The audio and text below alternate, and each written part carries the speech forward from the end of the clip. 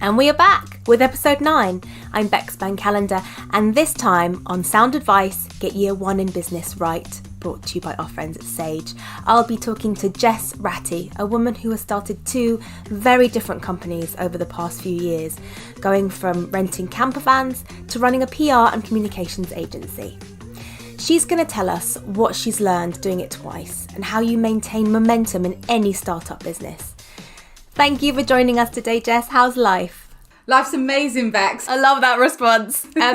I think maybe it makes sense to start with campers, because I know this is a while ago, but this is sort of when you first took your steps into entrepreneurial life, because you just had a regular job before that. So tell me how that happened and what prompted you to start doing a little side hustle and renting these campers. Side hustle was exactly the word, Bex, to be honest. I mean, and we were also flying by the seat of our pants. Basically, I was working for crowdfunder.co.uk. It was an amazing job.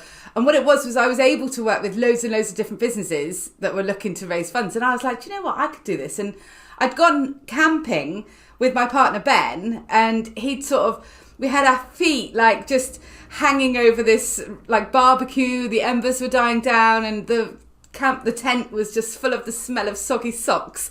And he turned to me and he was like, do you know what? I've always wanted to run my own business. And I was like, I looked at him. I mean, he's nearly 40 then. And I was like, mate, if you haven't launched a business now and you're nearly 40, like, what are you waiting for? Next day, went out, bought 2 rotted out old camper vans. I would never buy anything that rotted out again. We didn't have a clue what we were doing. And I registered the business without a clue, Bex. I didn't know anything. I didn't know how to build a website or even that anyone normal could go and do these things. And we just went for it. And that was kind of how that started. And we sold it last year, which was mad. One of my proudest moments. From not knowing anything to building a business that's thriving, so much so that someone wants to pay good money for it, that's something to be celebrated. But how did you learn everything that you needed to learn? Because you mentioned starting not having a single clue what you were doing. What were the first challenges that came up and how did you overcome those challenges? Do you know, I think it's the funniest thing because people ask me all the time for advice on launching a business. And I think the best thing, and maybe the thing I learned with my first company, was make it really simple. I literally started with a list of things I thought I needed to do, and then I worked through them. And one of the hardest things I faced in my first business was the amount of hours I had to put in on the side hustle whilst also working full time, and the energy it takes. But when you love something so much and you're so excited about it, that passion just sort of drives you. But it was definitely the list. Very, very simple list. I was like, right, I'm going to how am I going to get customers? Build a website, get some social media channels. What's sexy? What gets people excited? So we take loads of photographs. And one of the really big things that we did with the camper company was we documented our entire journey. So there's pictures of us. I mean, you're going back nearly a decade now, but there's pictures of us looking like absolute grotters in this old unit that we'd hired, like in these massive fluffy fleecy jackets, like, oh, what have we done? What have we done with our lives? And then I guess we just took it from there with that list and putting in the hours to make it work. Because Ben did all the refits and he basically, I remember you telling me he taught himself everything from YouTube, looking, how to strip an engine, how to completely reupholster the inside of a camper van. I mean, so he took care of that side and then you took care of the business operations. Is that right? Yeah. I mean, I'm a marketeer at heart, and Ben, my partner, is just one of the most incredible humans I've ever met in my life. He was like, literally Googled YouTube for how to spray a camper van and was dancing around the living room with this like movement that you had to do to spray vans. And he built the Cornwall camper company. And then now when we sold it, we got some money together and now we've bought a derelict house and he's building a house, and the guy's never built a house before in his life. He's amazing. And I think if you relate that back to business, it's literally that you can do anything you set your mind to and you can learn anything you want to learn. And there's always people. I was actually, like, cheesy moment, listening to a Steve Jobs audio piece yesterday. And he was like, you can phone anyone and ask for advice. And generally, they'll give you the advice you need. And I've really relied on that recently. Has that been your experience, though, that you've just had to ask for help and then that help has been given? And how have you chosen the right people to give you that support? Like, how have you joined those dots? It's definitely a bit hit and miss, if I'm honest, because sometimes people give you advice that it just doesn't sit well, and you think, well, actually it might have worked for you, but that's not my style. I've learned a lot about what not to do in business by working with business people that I respect a lot and seeing their mistakes. And sometimes, in my working career, being a part of their mistakes and realising that, in reflection now, I just wouldn't do the things that they might have done in terms of recruiting too fast or, getting the wrong people in and stuff like that. So I'm really hyper aware of other people's mistakes. And then I've got this amazing advisory network, mostly all my clients that, with my current business, which is a marketing company, that they're really open to helping my company succeed now because it benefits them, and also because they're just really nice people. We only work with nice people, Bex. Well, I'm going to ask you more about that, actually, because that's quite an interesting approach to doing business and having a business that makes you happy. But just to finish on the camper side, so what made you decide that it was time to sell? And what were the signs that kind of prompted you to think this is the right time?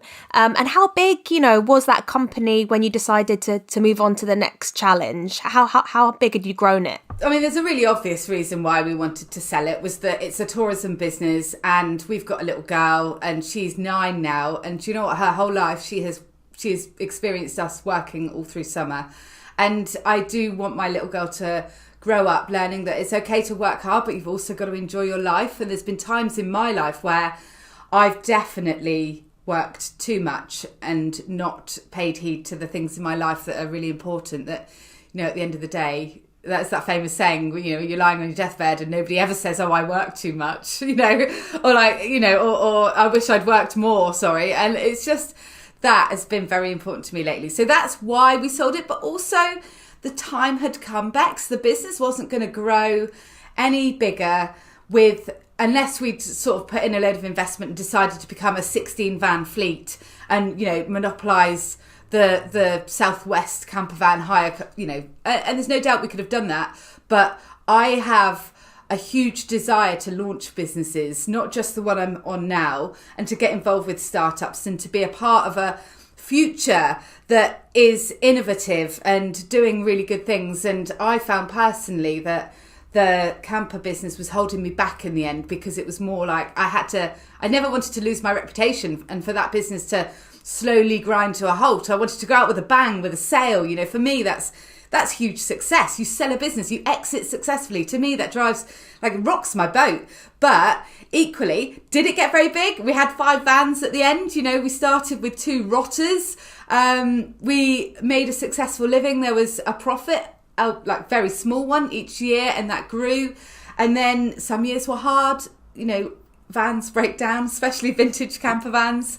There was a 2 o'clock in the morning where you're towing a camper van back after doing a wedding, and it just was time to hand over the baton. And it's gone to an amazing couple that they're much more auto. They use auto systems. We were very hands-on with our customers and stuff like that, but they've taken a step back, and I think they'll grow it. So it was really a massive journey. It did what it needed to do in terms of teaching me about starting and selling business. And I feel really lucky that I got to do that. I feel really blessed. And that I had Ben as my wingman, because you go into business on your own, like I am kind of with the one that I'm doing now. And it's hard, when you have a worry and I had to eat the frogs yesterday, where I had to phone up a customer and apologise because we've messed up. And that's fine too. The conversation ended with him saying, do you know what? I would have been a bit frustrated if you'd said, tried to come up with some excuse for messing up. And I was like, well, no, we just messed up. Sorry. And he was left really happy with that. He said, I think more of you for it. Sorry, Bex. I love that you use the phrase "eat the frog." I'm going to just explain for listeners, because in freelancer world, you've got like you've got your frog that you have to eat before you can go and do the work that you're really looking forward to doing. It's usually the thing that you're really dreading. So we call that eating the frog. So I'm glad to see that someone else has used that phrase as well. So when you exited Cornwall Camper Company, were you already thinking about Halo, and did you already have a path to go into building your own agency? Yeah, I'd already launched Halo. So there was a crazy period in my life where I was trying to hand over and sell the Cornwall Camper Company, and Halo was about 6 months old, I think. Timelines get a bit blurry in business world for me, but I tried to keep my milestones. But yeah, it was crazy because I wanted to, in the same way that I put a lot of pressure on myself for everything else, I wanted to be the best business seller in the world. So I put a lot of pressure on myself to hand over every single piece of IP and knowledge and learning to the new people, and that was crazy. So yeah, but Halo was interesting because I always had another job when I was working on the Cornwall Camper Company, but I'd got asked to move on from crowdfunder and then got this other job, which I found quite boring, if I'm really honest. Like, it was an amazing job, really well paid for a great person, but it just wasn't enough for me. And I just thought, oh no, I've done it now, because have I made myself unemployable by being the person that likes to launch businesses, and maybe like a certain arrogant specs. Like, I feel like I have so much to give, and I feel like when I look at other people building businesses, I want more autonomy in that, and I didn't have that in that job. So then I was really upset one day. I'd been called a promo girl in an email to somebody, and I got upset. I was like, I'm nobody's promo girl, baby. I was like, I ain't no promo girl. And that was a real pivotal moment for me, because Ben sat me down. He said, look, you've done it before. You can do it again. People love working with you, Jessica. Just launch your own company. And do you know what? It was another one of those moments, Bex. I found out, I respectfully quit my job. And then the next day I sat down where I'd always sat at my kitchen table, and I built Halo.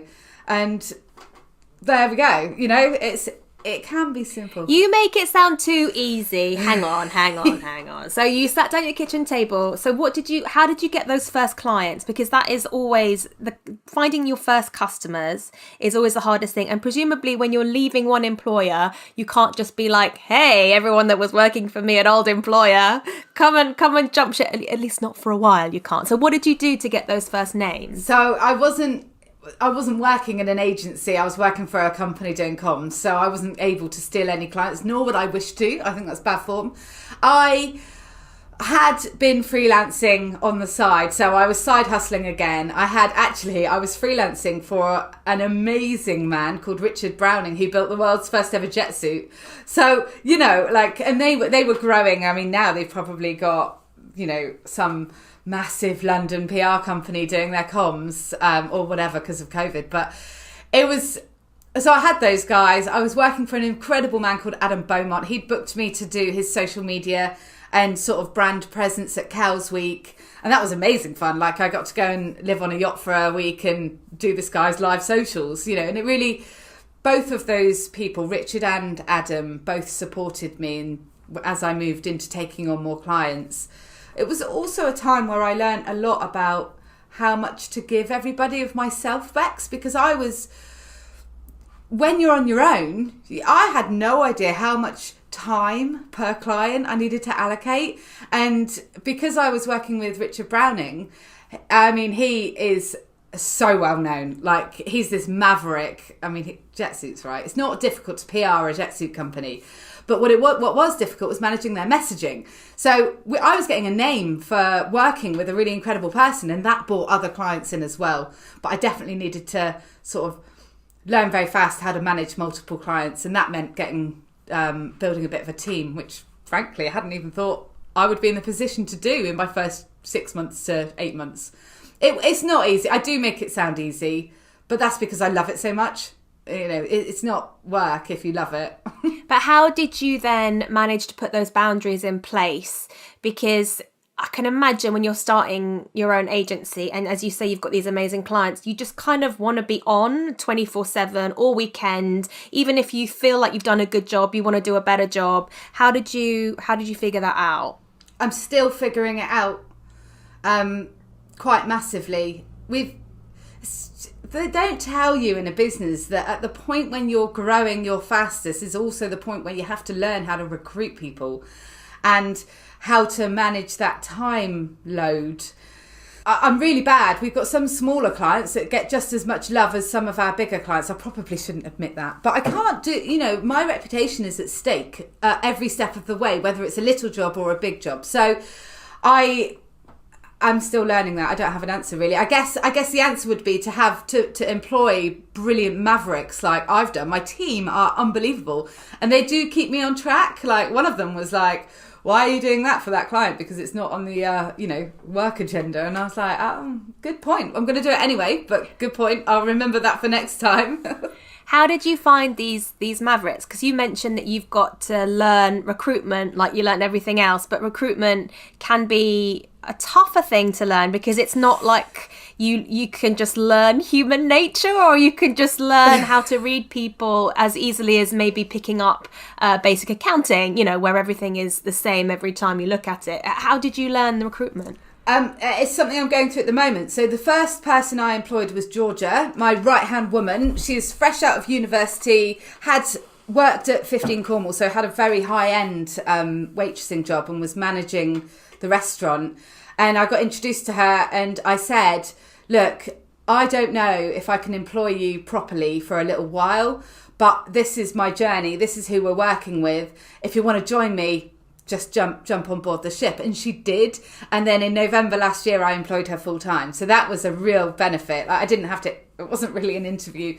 And then Leanne, who works with us, is an unbelievable maverick writer. She can turn her hand to anything and she's a freelance. So she's got the option to be employed, but at the moment it's quite happy as she is, which is quite a relief for me because it means I can then focus on this recruitment. And we also have a apprentice who's a guy who did his work experience with me a few years ago, and he needed a job, and he's from St Austell, and I know how hard it is to be really young and to want to do what we do, so I built an apprenticeship for him. So my core team sort of came to me, and now I put my first job ad out last week, and I've had 150 applicants to work with Halo. It's not a massively brilliantly paid job yet, which kills me inside because obviously I want to be the best at paying people as well. That's really important to me. But I've had so many applications. And then one of the people that are freelancing for us in this process, whilst we recruit, is also going for the job. And I've got a funny feeling that she's amazing. Like it seems to be a good fit. But I'm forcing myself to go through the process of interviews of a few people so that I can learn. I mean, I've been interviewed once in my life. I'm so energetic that most people are like, yeah, let's see what she can do when she see if she can actually put her energy into something tangible. That's how I got jobs. But I'm going to go through the process. And do you know what? I guess, how am I doing it?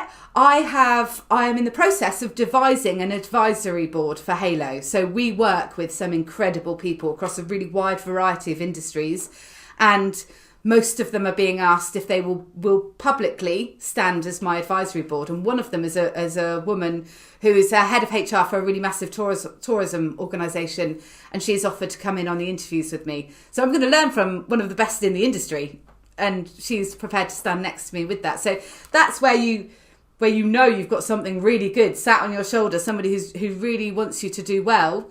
And, when I say to her, I want to build a £1 million company. I'm not messing around now. I want to do this properly. She's like, okay, well, I'll help you get there. And and there will be a time when I can thank her properly and maybe pay for that advice. But right now, she's right there with me, as are so many other people.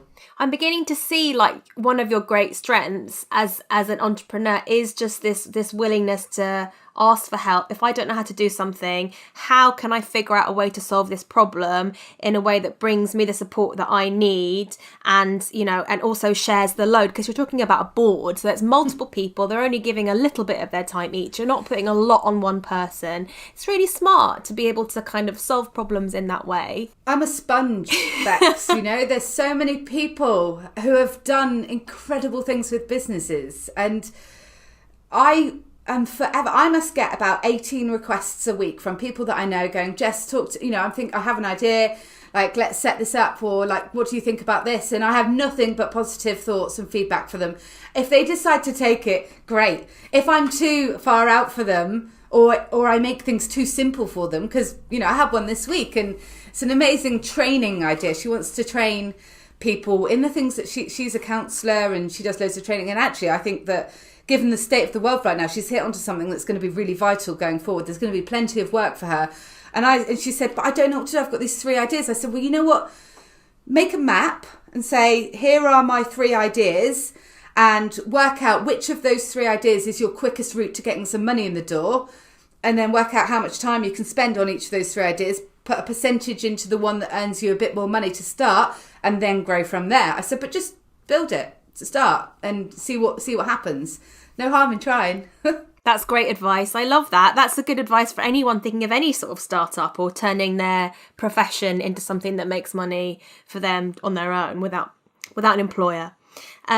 You haven't always got it right with some of the people that you've asked for help from. What happened when you were shopping around for an accountant? You had some pretty expensive decisions along the way. I don't know. I feel like accountants are allergic to me. I will happily take the blame for my lack of knowledge in accountancy. And I think that if it's not me, then there's a problem. I'm hoping it's not just me. There's a problem in the system. Some accountants talk to you as if you know what they're talking about. But actually in startup land, you don't know what they're talking about. So I had I would never say nasty things about anyone. I had a really great team of accountants. They're quite prolific in the Southwest.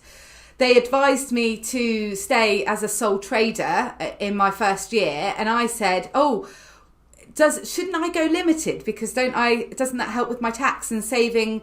And I don't want to be paying tax on my turnover as a sole trader, because I knew that much. And I said, look, I'm forecasting, just under 100k in my first year. And they were like, I'm sure you'll be fine. Let's just keep you as a sole trader for now. And I had no idea that I should have pushed back then. And should have said, no, look, guys, I'm serious. If I earn just under 100k, do I personally have to pay tax on that if I'm a sole trader? Because it's my money that I'm earning. And I know that now. And I really felt the cost of that in January last year when I paid 25 grand in tax, personal tax, which I should never have paid if I was limited, because the company owns the money when it's limited, not me personally, and I just get my wage out of it. So that was a massive mistake. And the other thing that they'd done, which I also felt really unjust, was I'm a really extrovert person. So if I got a problem, like you say, I phone them up and go, I'm stuck on zero, I'm doing this. And what I didn't realise and what they weren't clear about, and it's my fault, Bex, was that they were charging me every time I phoned them up for a bit of advice. Like the clock goes on. So what I thought was paying 500 quid a month in accountancy fees, they were adding on top. So when I said, hey guys, like, we've kind of messed up a bit here, I'm having to pay all this tax, they then said, okay, cool, here's your bill. And it was like 3 or 4 grand. And I was like, oh my God. That is insane. But how was I... That is insane. How was I supposed to know that? Oh, no, you weren't supposed to know. That's why you hire an accountant, because we don't know and they're supposed to know better. That's just outrageous. So that happened. And then I went to another accountant, and because I trade as Halo PR and Communications, like that's a business name I was advised on. I consulted, like lots of people talked about it. I still don't like it that much, but it is what we are at the moment. But my company name is Team Jess Limited because I wanted to set up a company that I could build other businesses under, like an umbrella thing. I probably still haven't done it right, but so I trade as, so the new accountant I got said, oh, well, you should be trading as the same as your company name, so let's set up a new company in your trading name, and did all that, tried to shut down the original company, Team Jess Limited, and I was like, oh, cool, accountants telling me what to do, and basically, I needed Team Jess Limited in order to get my mortgage. My company had to have been running for 2 years. So I had like 8 days left before I lifted the close down on company's house on that company. And then I shut down the other one. And then I went and got another accountant. And my current accountant is amazing. There's been things I've learned about how she works. She's got my back, but she's very busy. And actually, I think she works with very big companies with £1 million turnovers. So I think we're still together through mutual love. But it might be that I'm too needy for her. So my history with accountants, Bex, is I feel very needy, very weak, very much still like I don't have a bloody clue what I'm doing. And it's a journey. It's painful. But I'm hoping one day, like third time lucky maybe with my current one.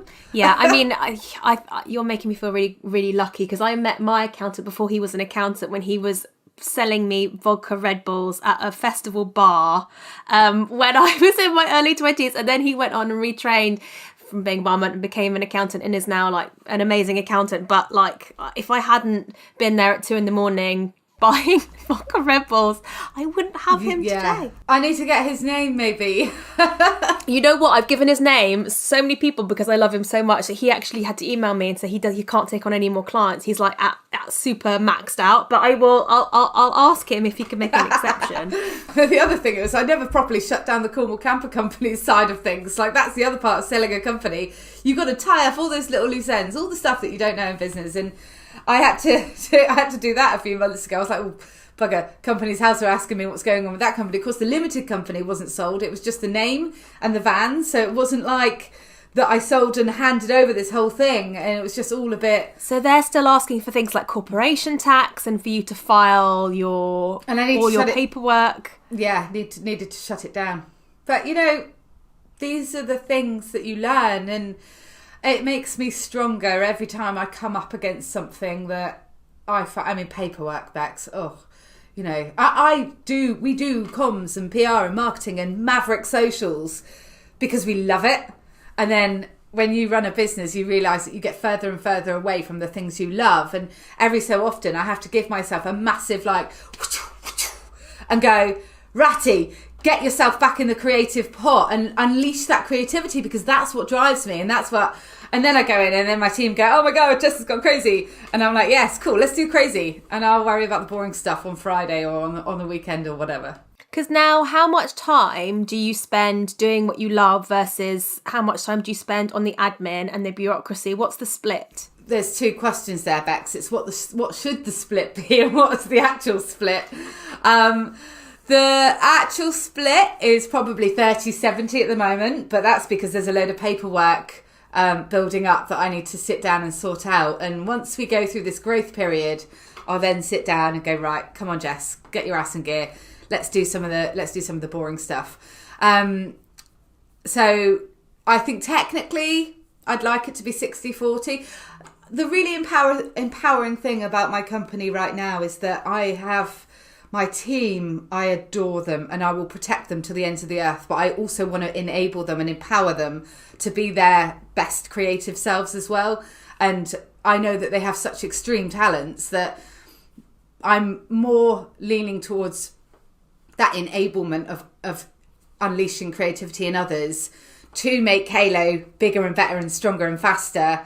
And that's where I think I'm growing as a creative myself, because I can have as many ideas as you like, but the power to make them happen relies in bringing together brilliant people and making sure that works. So that's where I'm growing. So I love that more than writing a press release these days, which every journalist in the world should be really happy about.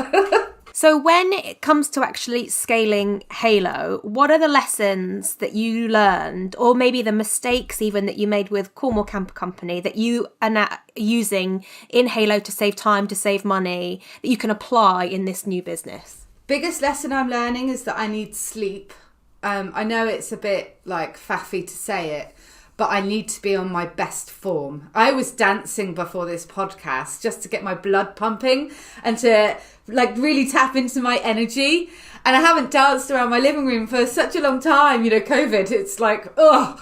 But so looking after myself is really important. That is probably the biggest thing I've learned from the camper company to now. If I'm not on form, then it impacts everything and everyone around me, my personal and my business life. So that. I learned to be very, very organised. So I had things in place to take bookings. I built a booking system for the Cornwall Camper Company, but now there's so much out there. There's so many apps and things that you can use. I've learned to adapt. So we are what our clients need us to be. So rather than this is what we offer and we don't move from it, and then we add value, we don't do discounts, I've learned to manipulate and adapt to what we do and what we offer as times have changed. And actually, that's a huge part of what we did in COVID. Last year, I was like a year and a bit into growing Halo, and then we lost 40% of our clients in 2 days. So that's the biggest thing. I think the Jess of the Cornwall camper company would have laid down with her hand on her brow and had this like massive meltdown. The Jess of Halo stood up, did some kind of like anger noises, and said, you know what, I'm not having this. I'm not letting anything take away what I've built. A global pandemic can just go and bugger off. I won't swear too badly. So I got really angry, but I've learned how to channel the anger rather than just succumb to it. So yeah, adaptation, looking after myself, and also I've learned how to throw my energy through screens and to express myself in ways that can put that energy out there, because that's what we have now. That's what we are, and that's the world that we live in. So those things, I think, and the organisation and the admin and having a decent accountant and having a team around me. The camper company was just me and Ben. I mean, yeah, I asked people for advice, but now I phone people 3 or 4 times a week and go, what did you do when this happened to you? Or can I ask you a question? And do you know what? These really busy business people say, oh, I'm in a call, Jess, or I'll call you back. And then they sit down and they talk. And, there's a guy called Jamie Hinton from Razor, and he has given me hours of his time.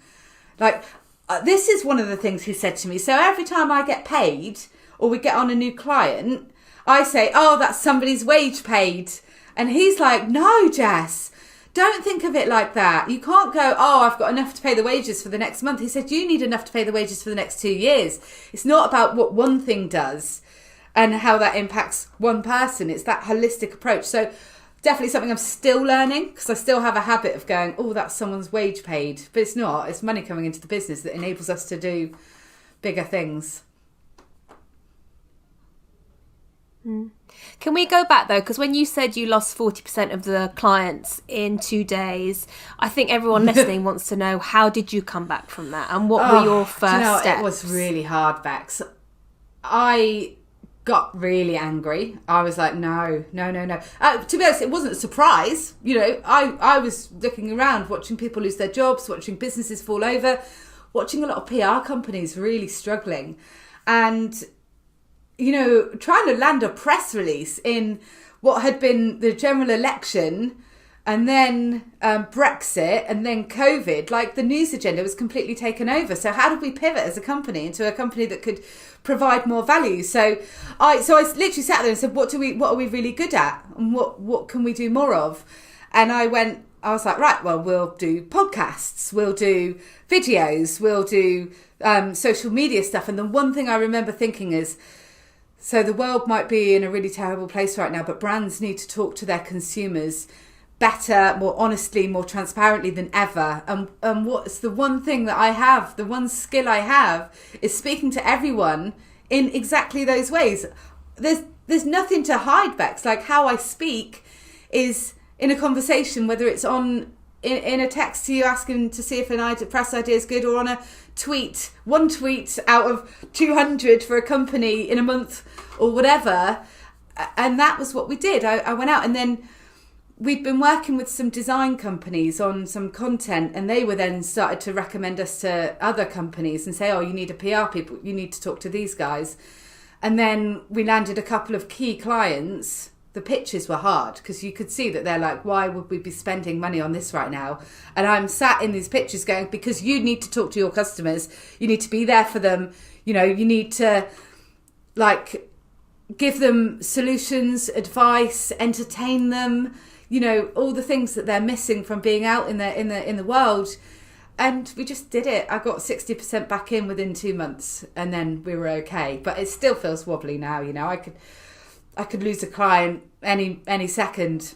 There's that's where I'm still failing on the amount of work we do for each client, because it's like we need these clients so much. There's an act of desperation in it. But I think that keeps us going, keeps us excited, keeps us engaged, keeps us on the very edge of trying to be our very best all of the time. Does that make sense? It does make sense. And it's interesting because you talked about turning one kind of energy into another kind of energy. And it shows that basically, even if you're talking about feeling desperation, that is coming out as creative output, as momentum. It's becoming something positive, even if it comes from a place of we don't want to go under. Yeah. It's you are transferring it into something useful. And Jess, I also wanted to go back because you mentioned the kind of power of automation and process, and that you use different apps. And I'd love to know what those different technologies are. I know that you're crazy about technology anyway, but what have you found has saved you time or money tech-wise? Oh, God, that's a question. I just love trying out new ones all the time. Are you on Clubhouse? I do. So funny that you say that, because I put in the job profile, anyone on Clubhouse, tell me if you think it's a platform that's going to last the distance. Because obviously I need people that have an opinion on this stuff, that can use it and know. I am on Clubhouse. It's not found its niche yet. And I've actually seen some really terrible things that are happening over there. Some, I think it's a type of marketing where you gather people and you manipulate the system by lots of people coming together to make, to get that algorithmic rise of content. But I think that Clubhouse, which I will be using, is actually a really good place to host events. So we're going to trial having some people go and using their immediate network and say, hey guys, we're going to do this thing on Clubhouse. We're going to go and have a great conversation. We're going to bring some people into it. Come and join. But then jump back out of the platform and not spend time. I find it really hard to listen to stuff in the background if I'm not actively listening to it. So I'm quite a head down, very focused. I like the radio, but I can ignore that, whereas Clubhouse I can't. So I don't know how that platform's going to go, but we have been using it and I intend to try it out a bit more. I use, do you know what, it's really simple, voice notes on WhatsApp with my team, and GIFs, communicating in GIFs. We have, with each client, we have a group WhatsApp chat, which keeps things very human, very real, very personable, but also is the place where we go, if we see a pitch from a journalist and they're looking for somebody to talk, I immediately have about 18 groups. I can go, who wants to talk on this? Or does anyone have an opinion on this? And that means I'm going back to our journalists with really relevant, great content at the speed of light. You know, Bex, you've had it before where you've said, oh, is there somebody I can talk to? And I'll go, yeah, I'll find you, give me 5 minutes. And I do it very quickly. And that's really good for us, that reactivity. And I'm also finding a resurgence in Twitter. I don't know why. I think maybe COVID, like there's a lot of people hanging out on Twitter all day long. So we use that quite a lot. And there's a lot of opportunity on Twitter that I don't think people realise. They just see it as like a place to vent. But you cut through that and there's a lot of stuff. In terms of like actual physical apps, I use Google Docs all the time. I love them. I love joint working, co-working. My team sends stuff to see what I think on things, and I can very easily respond, maybe give them a poke of creativity in a different way, or ask some questions that frequently they've already answered and I haven't read it properly.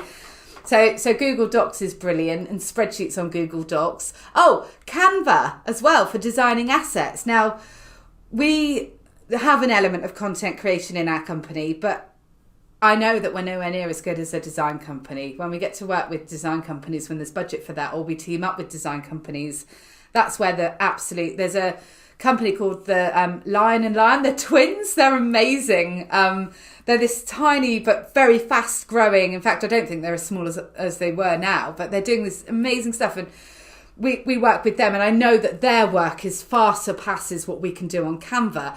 But when it comes to doing hub content, and every business will have hub content, which is just general stuff that they're putting out on social media that takes time, planning, thinking, creation. Canva's brilliant for it. Bit of logo, bit of colour, brand palette, off you go. So those would be the ones we use the most. Those are great tips. I don't think I've used Canva, but I'll definitely look up, because this is the age of social, because that's how everyone communicates now. We're all stuck indoors, and that's the only way to reach out to large groups of people. And I can add to that, Bex. Like there's this thing about, I am my brand. Like everything I do is my brand, and I'm forever trying to think of fun, creative ways to put my face on something and put it out on the socials, like something I've thought of or something that I'm doing or done. And there's a part of that, like one of the things I overcame from the camper company to now was this reticence of putting my face on everything. Like, not in a, it just feels so pushy and so like ego to be like, hey, I'm Jess Ratty, you know, like, listen to me. And now I'm just like, do you know what? If people like it, they'll want it. If they don't like it, then that's fine too. I'm just going to do it anyway. So I've got a lot bolder. So you can use Canva for a lot of personal branding, which is pretty cool. And how important have you found investing in that personal brand? Because is that basically what clients who come to you are buying? They're buying a slice of Jess. And is that your kind of currency out there in the world? Love that word, currency. My currency is my energy. Yeah, I guess. I mean, you just never know where people are going to see you, or not so much for new business, but if people are investigating you because you've been recommended or someone's talking about you and they go and check out your Insta or your LinkedIn or your Twitter. And if you stand out, then you're saying something. That very act of being bold and forward with your brand means that you're giving something to people that is different. And I like standing out. I like being different. My tagline on LinkedIn is I make the boat go faster. And we do. That is what we do. That is comms, that is PR, it's marketing. You know, we drive all those underlying KPIs in a business, more exposure, more profile, more awareness. So yeah, I think it's really, really important. And if it's not you, let someone in your team do that. People misunderstand socials these days. You know, it's like, oh, let's get some viral content going. I hate that term. But what you really want is a bunch of ambassadors. Who are your ambassadors? Who are the people that love, live and breathe your company? Like, what can they do to share your brand and do stuff? So yeah. No, that's great advice for a social strategy, and maybe not always thinking, oh yeah, I'm with you on hating that term viral. How can you just make something go viral? No, you just have to say something clever and useful that lots of people like. It's not that you can be like, pow. But it shouldn't be a metric either, Bex. Like, because you go viral, what value is in it? As in, I know that there's some stuff that obviously has intrinsic value to companies, but the real value is in consistent engagement, regular engagement, having a plan, being cool as cucumber, knowing what you're doing. You know, that'll give you just as much viral load as one viral thing a year. You know, do you know what I mean? Just do it for yourself. Don't rely on the masses. That sounds good. And Jess, so you've built 2 businesses now. What would you say have been the biggest barriers to overcome in your life in order to be an entrepreneur, to have the confidence to build a business? Have there been any challenges that you've had to get past? The biggest challenge I had when I started, I thought how audacious I was to launch a company. How very dare I think that I could possibly do this? And actually now I'm like, why not? You know, but back then I was almost embarrassed that I was doing it. What was that all about? Where did that come from?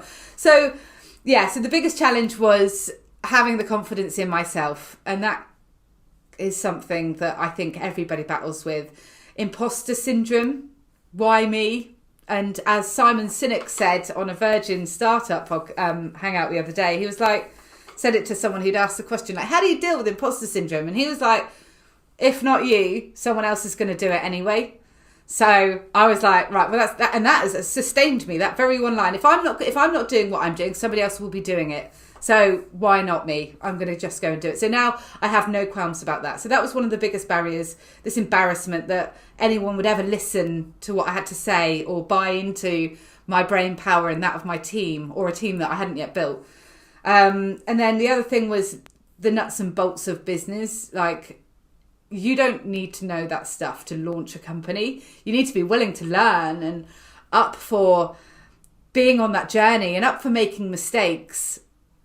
The mistakes thing, like, I make mistakes all the time. I say the wrong thing. I get my words muddled up. I called a CEO, I got this CEO/co-founder thing messed up the other day, and I nearly really made it difficult for someone because other people see it and then they get annoyed and then it was my fault. Like, you just have to be really honest. And so that sort of owning up to my mistakes, learning how to deal with them, and that brutal, fast, eat the frogs, deal with the stuff that you don't want to deal with, get that done, because then then life gets better.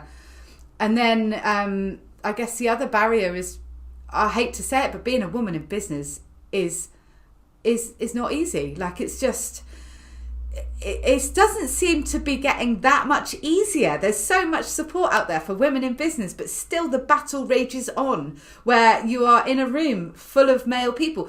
I called out a company the other day. Now, I've got friends in Leeds that have taken on the female in business thing like it's like wildfire. They're doing brilliantly, and they're unapologetically unafraid to call it out. And down in the southwest, we're not yet as unapologetic, and we're definitely still scared to do it. And I saw this thing the other day about a tourism conference, and it was 3 boring blokes. Like, I know we can do better than that.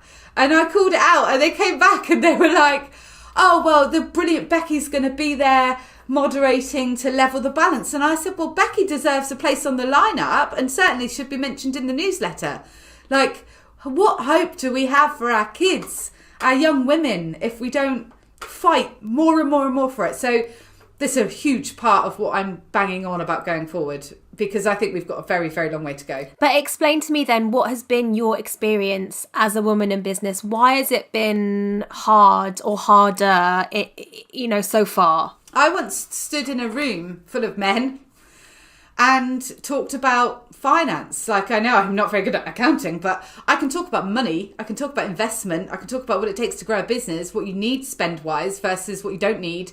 And felt, maybe this was me, Bex, but they all hit me with all these questions as if I couldn't answer them. Like, and they were very patronising in their questions. And I was like, if I feel like this, then there's something happening to make me feel like it. It's not just me. I'm not imagining it. A couple of weeks ago, we did our International Women's Day podcast and brought together 3 amazing women to debate just this subject. So I'd love to know how you feel the system could be improved and what you think needs to happen in order to make it a bit fairer. I think we're doing it right. Like, we're definitely going in the right direction when it comes to women in business. But there is still, I saw a stat the other day, I can't remember, but there's still a real hellish lack of women in boardrooms, and that's got to change.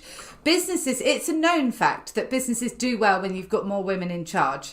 And so I think more women in the media talking about business. I know that the BBC has diversity targets, but why should it just be the BBC? Like, every newspaper needs to be putting females into their column inches, and it can't just be under the theme of women in business, because the more we highlight women in business, the less normal it is, and it shouldn't have to be highlighted. There should be an even spread.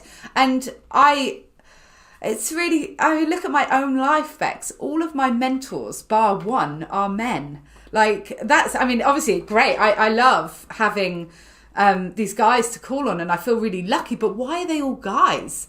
What's happened in my life that means all the people I turn to for advice are guys?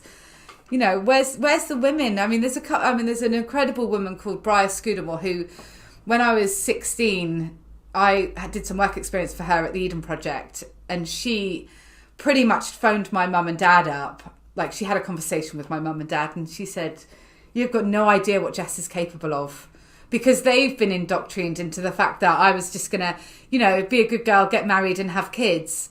Like, that's what the ambition was.